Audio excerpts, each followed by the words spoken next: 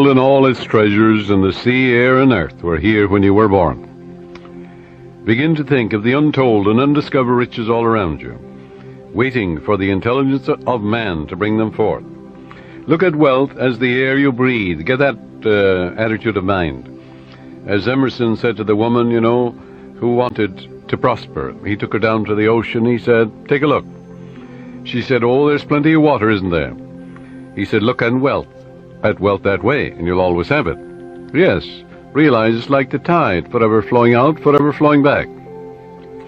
A sales manager said to me that an associate of his sold $1 million idea for expansion to the organization. You can have an idea worth a fortune too. Wealth is a thought image in your mind. Wealth is an idea in your mind. Wealth is a mental attitude. He also told me that there were more millionaires now in the United States than at any time in the history of the country. You can have an idea worth a fortune, yes, you can. Moreover, you are here to release the imprisoned splendor within you and surround yourself with luxury, beauty, and the riches of life.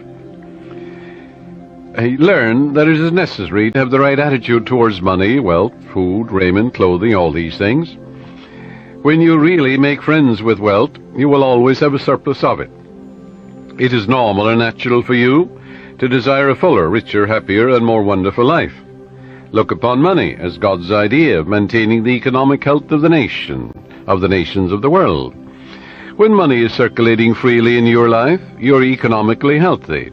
In the same manner as when your blood is circulating freely, you are free from congestion. Begin now to see money in its true significance and role in life as a symbol of exchange. That's all it is. It has taken many forms down through the ages. Money to you should mean freedom from want. It should mean beauty, luxury, abundance, sense of security, and refinement. You're entitled to it. Being poor is a disease. It is a mental attitude.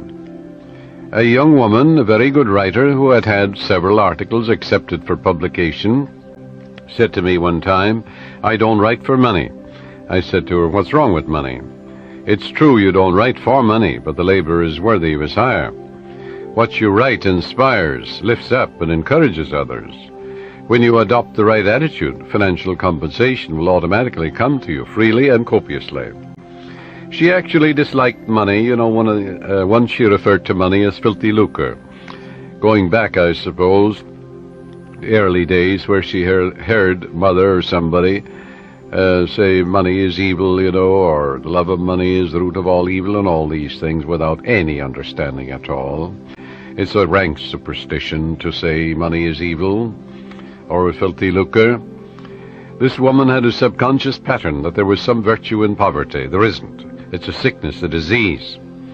I explained to her that there was no evil in the universe, and that good and evil were in the thoughts and motivations of men. All evil comes from misinterpretations of life and misuse of the laws of mind. In other words, the only evil is ignorance, and the only consequence is suffering.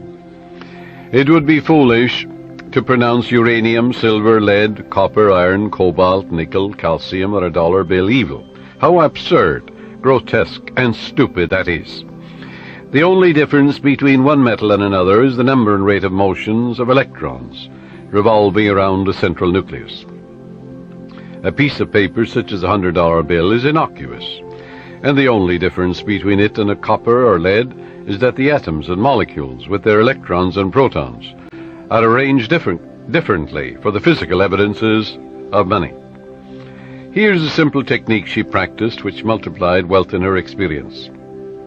My writings go forth to bless, heal, inspire, elevate, and dignify the minds and hearts of men and women.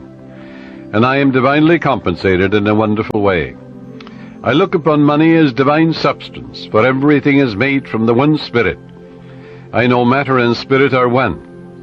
Money is constantly circulating in my life, and I use it wisely and constructively. Money flows to me freely, joyously, and endlessly. Money is an idea in the mind of God, and it is good and very good. That's a wonderful prayer. It eradicates that superstitious nonsense about money being evil and things of that nature, or there's some virtue in poverty, or the Lord loves the poor. All of that is rank superstition. It is frightful ignorance, that's all it is. This young lady's changed attitude towards money has worked wonders in her life. It'll work wonders in your life too. And she has completely eradicated that strange, superstitious belief that money was filthy lucre. She realized that her silent condemnation of money caused money to fly from her instead of to her. Her income has tripled in 3 months, which was just the beginning of her financial prosperity. Some years ago, I talked with a clergyman who had a very good following. He had an excellent knowledge of the laws of mind and was able to impart this knowledge to others. But he could never make ends meet. He had what he thought was a good alibi for his plight by quoting from Timothy, "For the love of money is the root of all evil." That's in the book of Timothy, in the 6th chapter, 10th verse. Forgetting what followed in the 17th verse of the same chapter. In other words, taking it out of context, when Paul charges the people to place their trust or faith in the living God, who giveth us richly all things to enjoy. That's also in the book of Timothy. Love in biblical language is to give your allegiance, loyalty, and faith to the source of all things, which is God or the living Spirit or the life principle in you. You are not, therefore, to give your allegiance, loyalty, and trust to created, but to the Creator, the eternal source of everything in the universe, the source of your own breath, source of your life, the source of the hair in your head, the source of your heartbeat, the source of the sun and the moon and the stars, the source of the world and the earth you walk on. If a man says, "All I want is money, nothing else," that's my God, and nothing but money matters. He can get it, of course, but he's here to lead a balanced life.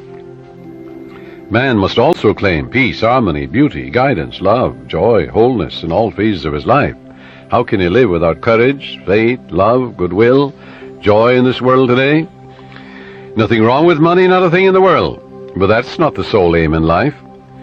To make money the sole aim in life would constitute an error, a wrong choice.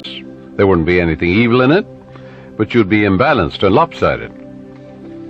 You must express your hidden talents. You must find your true place in life. You must experience the joy of contributing to the growth, happiness, and success of others. We're all here to give. And give of your talents to the world. God gave you everything. God gave you Himself. You have a tremendous debt to pay, because you owe everything you have to the infinite. Therefore, you're here to give life and love and truth to your ideals, to your dreams, your aspirations. You're here to row the boat and put your hand to the wheel and contribute to the success and happiness not only of your children, but of the whole world. To accumulate money to the exclusion of everything else causes man to become imbalanced and lopsided and frustrated. Yes, as you apply the laws of your subconscious in the right way, you can have all the money you want and still have peace of mind, harmony, wholeness, and serenity. You can do a lot of good with it. You can use it wisely, judiciously, and constructively, like anything in nature. You can use your knowledge or philosophy in a constructive way, or you can begin to brainwash impressionable minds with communism and all the rest of it. I pointed out to this minister how he was completely misinterpreting the Scripture in pronouncing pieces of paper or metals evil, when these were neutral substances, for there is nothing good or bad, but thinking makes it so. He began to see all the good he could do with more money for his wife, family, and parishioners. He changed his attitude and let go of his superstition. He began to claim boldly, regularly, and systematically, "Infinite Spirit reveals better ways for me to serve. I am inspired and illumined from on high, and I give a divine transfusion of faith and confidence in the one presence and power to all those who hear me. I look upon money as God's idea, and it is constantly circulating in my life and that of all the people who surround me. We use it wisely, judiciously, and constructively under God's guidance and God's wisdom." This young clergyman made a habit of this prayer, knowing that it would activate the powers of his subconscious mind. Today he has a beautiful church which he wanted. The people built it for him. He has a radio program and has all the money he needs for his personal, worldly, and cultural needs. I can assure you he no longer criticizes money. If you do, it'll fly away from you. because you're condemning that which you're praying for. Now, follow this technique which I'm going to outline for you, and you'll never want for wealth all the days of your life, for it is the master key to wealth.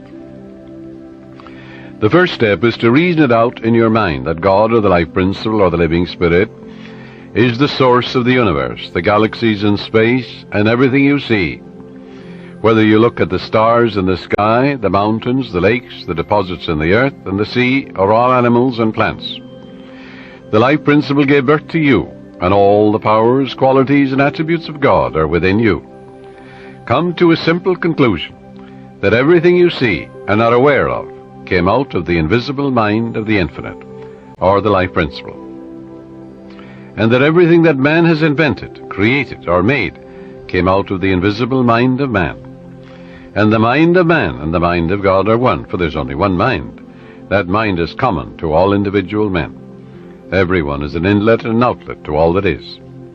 Come now to a clear-cut decision that God is the source of your supply of energy, vitality, health, creative ideas, the source of the sun, the air you breathe, the apple you eat, and the money in your pocket. For everything is made inside and out of the invisible.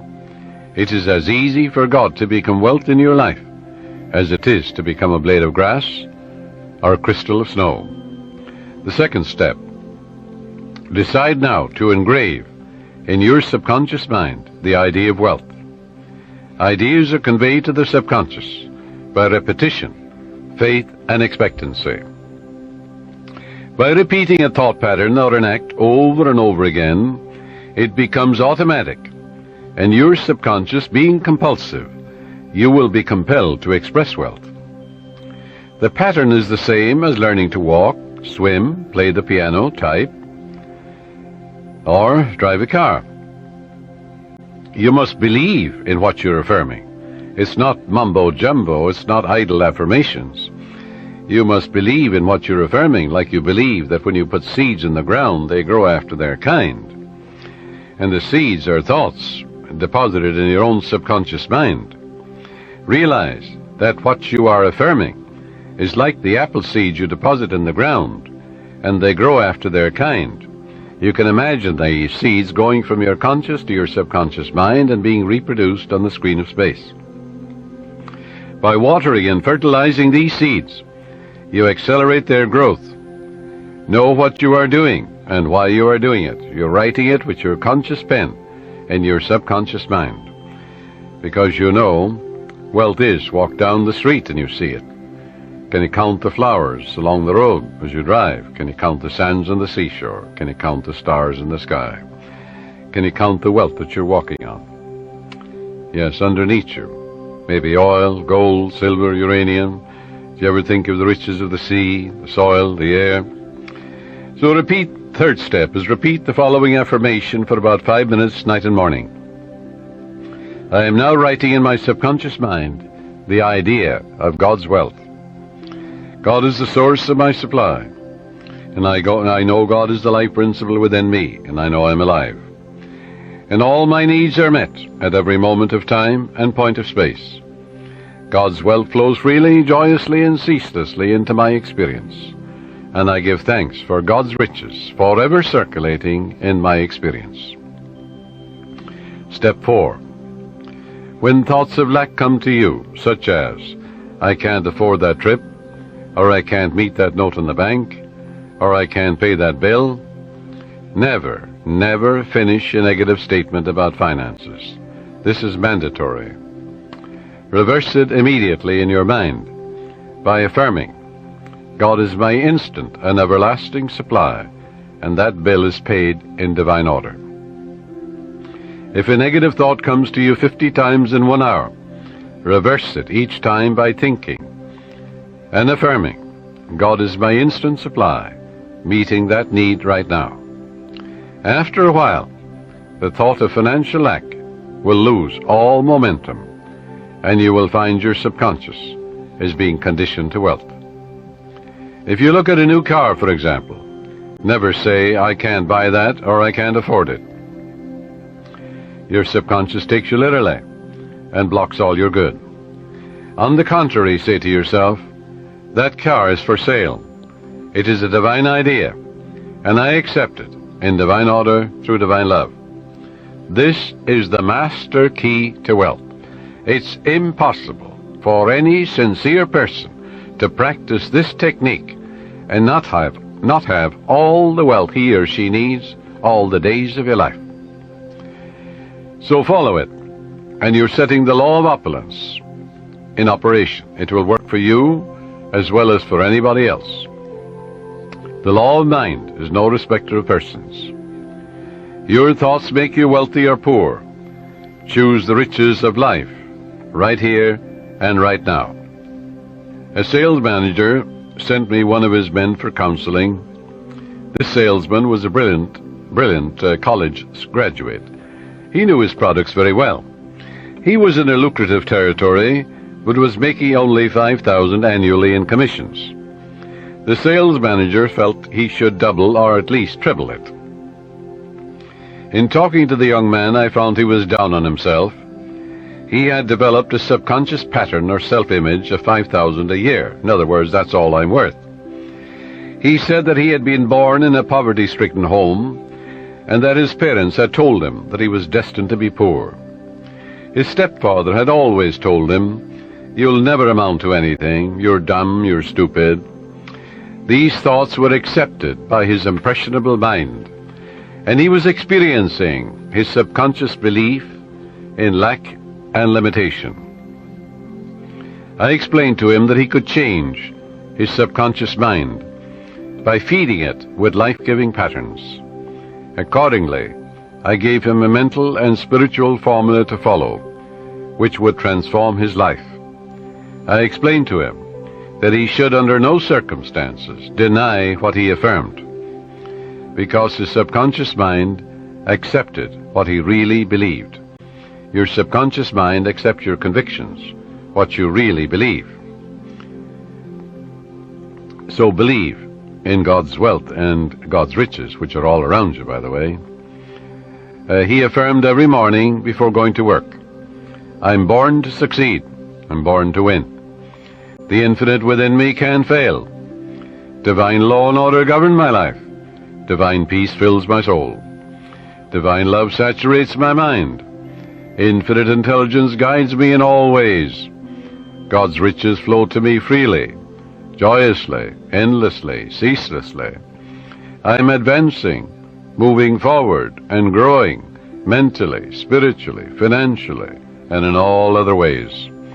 I know these truths are sinking into my subconscious mind, and I know and I believe they will grow after their kind." A year later, when I met this young man again, I discovered that he had been transformed. He had absorbed these ideas which we had discussed, and he said, "I am appreciating life now, and wonderful things have happened. I have an income of $25,000 this year, 5 times greater than the previous year."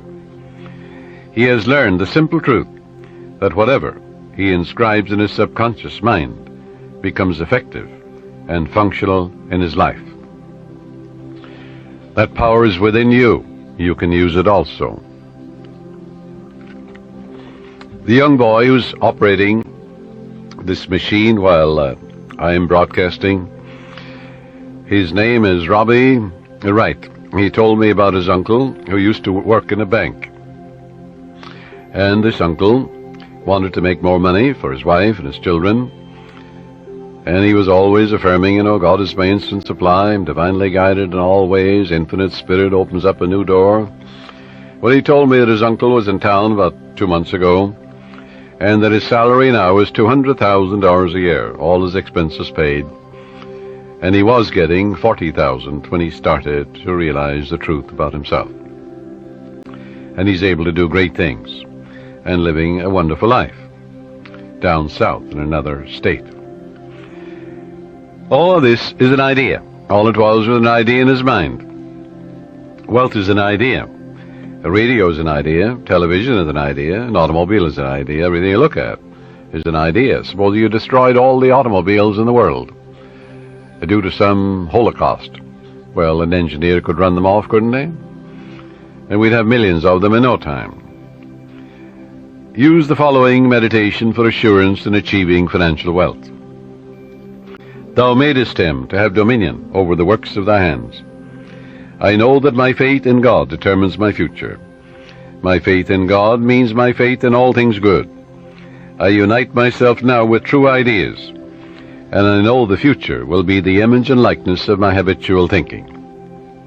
As a man thinketh in his heart or subconscious, so is he. From this moment forward, my thoughts are on whatsoever things are true, whatsoever things are honest, whatsoever things are just, whatsoever things are lovely and of good report. Day and night I meditate on these things, and I know these seeds, which are thoughts, which I habitually dwell upon, will become a rich harvest for me. I am the captain of my soul. I am the master of my fate. For my thought and feeling are my destiny.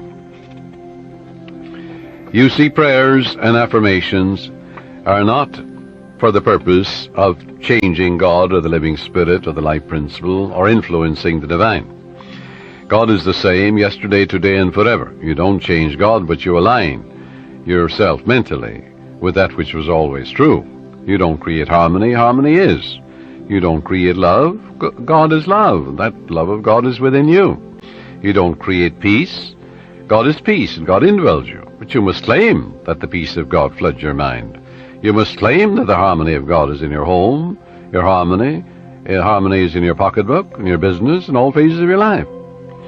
All of good is available to each of us. Our prayers and affirmations are for the purpose of bringing our own mind to the point where we can accept the gifts which were given to us from the foundation of time. For God is the giver and the gift.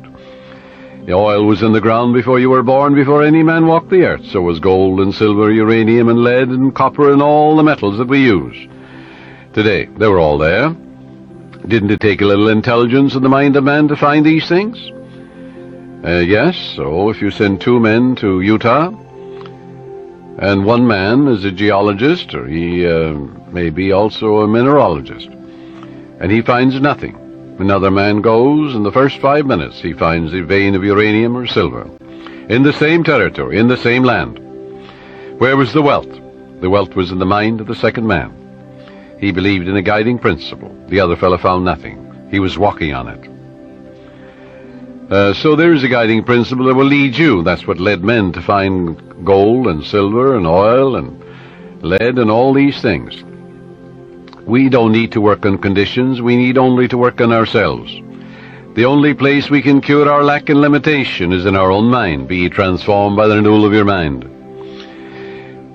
When we have done it there, we shall find that the world, that is your body, your environment and conditions, will be a mathematical reflection of your inner state of mind. Whatsoever things ye ask for when ye pray, believe that ye have received them, and ye shall have them.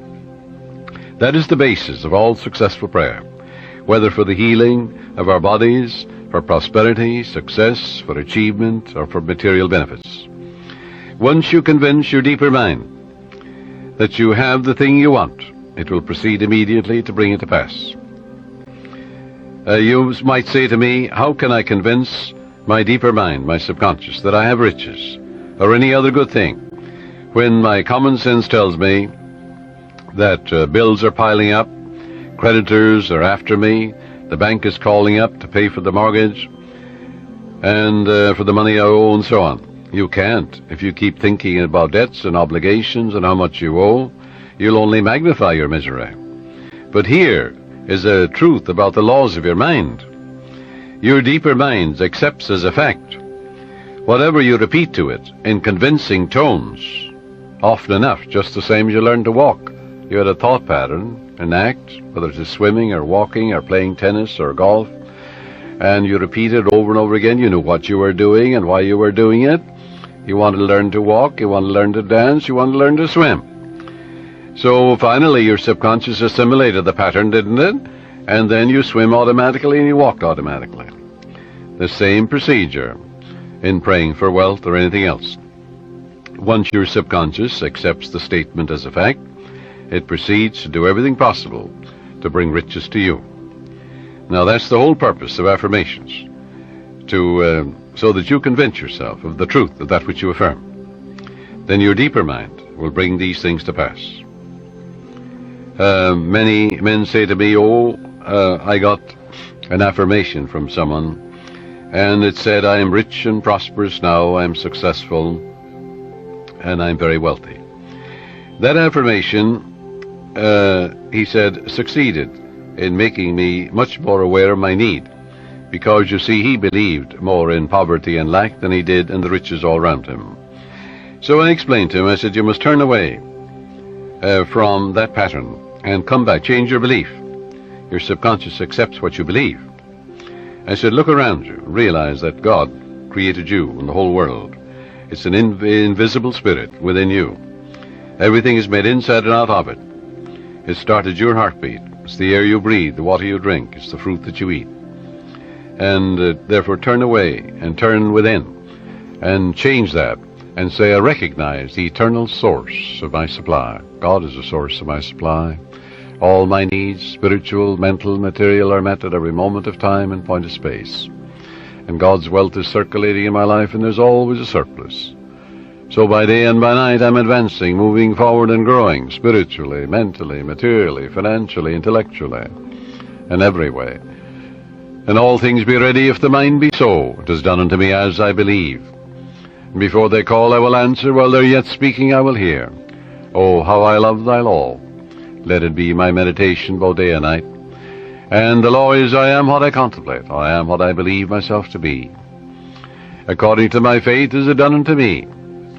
God gave you richly all things to enjoy. God made you rich, why then are you poor? And as he began to realize the source of the infinite ocean of supply, the source of the very hair in his head, you know, the source of the power that enables him to lift a chair, the source of the grass, the source of the hay in the field, the source of the cattle in 1,000 hills.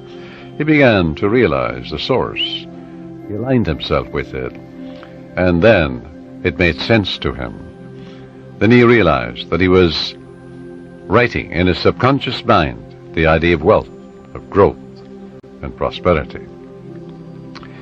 He changed his belief to a belief in the riches, the endless riches all around him, instead of poverty, which was a false belief in his mind. Don't you know there's enough fruit rots in the tropics to feed all humanity? Nature is lavish, extravagant, bountiful. God gave you richly, yes, all things to enjoy. These things, he said, I've said unto you, that my joy might remain in you, and your joy might be full. Heretofore you've asked for nothing, now ask that your joy might be full. And I am come that you might have life, and have it more abundantly. Heretofore you've asked for nothing, now ask that your joy might be full. But to ask, you see, in the Bible is to claim. And as Paul says, you claim it boldly, but you know what you're doing, and why you're doing it. So if you have a lot of debts and obligations, a lot of bills to pay, don't worry about them. Turn to the source, which is endless. Remember the farmer, what he says to you. He says, well, I don't worry about the weeds. The grain is growing, and it will kill all the weeds. That's what the farmer tells you. Likewise, as you focus on your good, on guidance and right action, and the eternal source of your supply, whether it is mental or spiritual or financial you need, there's but one source, not two. And as you turn to it and give thanks for that endless supply, then all the weeds will be killed. Thoughts of lack and limitation will die in you, and God will multiply your good exceedingly. Joy into your life. Pray for joy by claiming it. The joy of the Lord is my strength, the Bible says. Repeat that to yourself, and after a while, you'll be amazed what will happen to your bloodstream and to the general circulation. Don't keep analyzing it or gritting your teeth about it. Just know that joy is the elan of life, the expression of life. Don't work like a horse at it. Use no willpower, no muscle power, no blood vessel power is involved in this mental and spiritual therapeutic technique. Just know and claim that the joy of the Lord is flowing through you now, and wonders will happen as you pray this way. Freedom and peace of mind will be yours as a result. If you have peace of mind, you'll have peace in your pocketbook, in your home, in your relationship with people, for peace is the power at the heart of God. And there is a river, the streams whereof make glad the city of my God. The city of God is your mind, the people who dwell there. Well, you know very well who dwells there. Your thoughts, ideas, images, beliefs, opinions. Make sure they conform to the divine standard. A woman said to me, I was blocked financially. I had reached the point where I had not enough money for food for the children. All I had, she said, was $5. I held it in my hand and said, God will multiply this exceedingly according to his riches and glory. And I am now filled with the riches of the infinite. All my needs are instantaneously met now on all the days of my life. All right, she believed that. It wasn't idle words. You don't gain the ear of God by vain repetitions. No, you must know what you're doing and why you're doing it. You must know that your conscious mind is a pen and you're writing something, engraving something in your subconscious mind. And whatever you impress your subconscious mind with will be expressed on the screen of space. It'll come forth as form, function, experience, and events, good or bad. So make sure you plant that which is lovely and of good report. She said, I affirmed that all my needs are instantaneously met now in all the days of my life for about a half an hour, and a great sense of peace came over me. I spent the $5 freely for food. The owner of the market asked me if I wanted to work there as a cashier, since the present one had just gotten married and left. I accepted it, and shortly afterwards I married the owner, my boss, and we have experienced and are experiencing all the riches of life. This woman looked to the source. She didn't know how her prayer would be answered, because you never know the workings of the subconscious. She believed in her heart in the blessings of the infinite. Follow. To believe is to live in the state of being it. It also means to be alive to the eternal truths. Her good was magnified and multiplied exceedingly, because the subconscious always magnifies what you give attention to. There is a presence and a power within you, and you can use it, and you can stir up, as Paul says, the gift of God within you. For God is the giver and the gift, and everything has been given to you. And therefore you can tune in and claim guidance, right action, beauty, love, peace, abundance, security. You can say to yourself, well, God's ideas unfold within me, bringing me harmony, health, peace, and joy. If you're in business, you're a professional man, you're an artist, you're an inventor, just sit down quietly and say, God reveals to me new creative ideas, original, wonderful ideas, which bless humanity in countless ways. And then watch the wonderful ideas come to you. And they will come. Because when you call, it answers. Remember what it says in the Bible? Call upon me, I'll answer you. I'll be with you in trouble. I'll set you on high because you have known my name. And the name means the nature. Well, the nature of infinite intelligence is responsiveness. Call, the response comes. Constantly affirm, feel and believe that God multiplies your good exceedingly, and you will be enriched every moment of the day, spiritually, mentally, intellectually, financially, and socially, for there's no end to the glory of man for his daily living.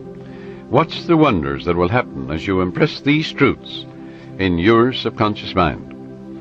As you listen to this tape, this cassette, let these truths sink into your subconscious, and they will, and they are.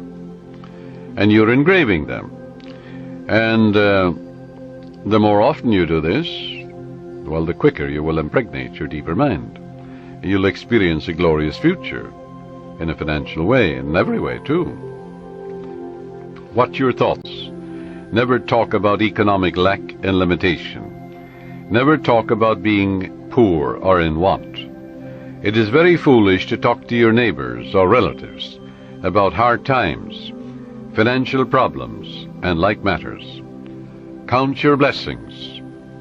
Begin to think prosperous thoughts. Talk about the divine riches present everywhere. Realize that the feeling of wealth produces wealth. When you talk about not having enough to go around, and how little you have, and how you must cut corners and eat the cheapest meat, these thoughts are creative, and you are only impoverishing yourself.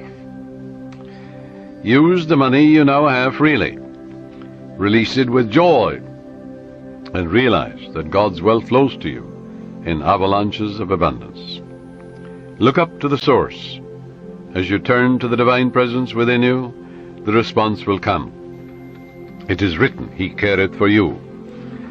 You will find neighbors, strangers, associates adding to your good, and also to your supply of material things. Make it a practice to pray for divine guidance in all your ways, and believe that God, or the Supreme Intelligence, is supplying all your needs according to His riches and glory. Claim it boldly. Come boldly to the throne of grace, Paul says. And grace, when it's removed from its mystique, is simply the mathematical, orderly reflection of your habitual thinking and imagery. In other words, there's supreme intelligence that responds to your conscious thinking and imagery. Pray for divine guidance, therefore, in all your ways. As you make a habit of this attitude of mind, you will find the invisible law of opulence can and will produce visible riches for you. Recently, a doctor told me that her constant prayer was as follows: I live in the joyous expectancy of the best, and invariably the best comes to me. My favorite Bible verse, she said, with which I saturate my mind is, He giveth to all life and breath and all things. That's from the book of Acts, 17th chapter, 25th verse. She has learned that she is not dependent on people for joy, health, success, and happiness or peace of mind. She looks to the living Spirit Almighty within her for promotion, achievement, wealth, success, and happiness. Whosoever trusteth in the Lord, happy is he. That's from the book of Proverbs, 16th chapter, 20th verse. Contemplate promotion, success, achievement, illumination, and inspiration, and the Spirit of the Almighty will move in your behalf, compelling you to express fully what you meditate on. Let go now and permit the infinite riches of the Infinite One to open up new doors for you. Let wonders happen in your life. In prayer therapy, avoid struggle and strain. Don't try and force things. How could you add power to omnipotence? Can you make a seed grow? You can't. Plant it in the ground. It will grow. The oak is in the acorn.